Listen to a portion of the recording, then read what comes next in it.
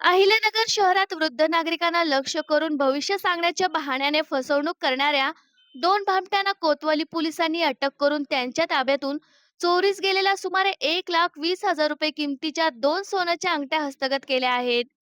दिनांक 28 मार्च 2026 रोजी केडगाव येथील डॉक्टर बाबासाहेब आंबेडकर पुतळा परिसरात बसलेल्या संतोष चंद्रसेन गायकवाड वय 68 यांना दोन अनोळखी इसमांनी गाठून भविष्य सांगण्याचा बहाणा केला.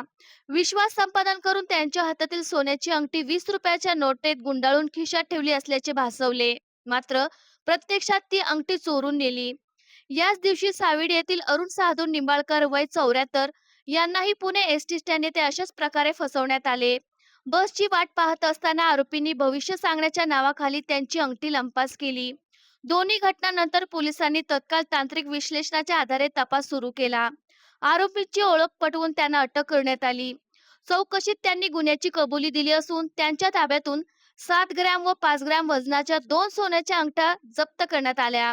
या प्रकरणी कोतवाली पोलीस ठाण्यात BNS 2023 अंतर्गत 318-4, 316-2, 35 प्रमाणे गुन्हा दाखल करण्यात आला असून पुढील तपास सुरू आहे. ही कारवाई पोलीस अधीक्षक सोमनाथ घारगे, अप्पर पोलीस अधीक्षक वैभव कलुबर्मे, उपविभागीय पोलीस अधिकारी डॉक्टर दिलीप टिपरसे यांच्या मार्गदर्शनाखाली पोलीस निरीक्षक संभाजी गायकवाड व त्यांच्या पथकाने यशस्वीरित्या पार पाडली.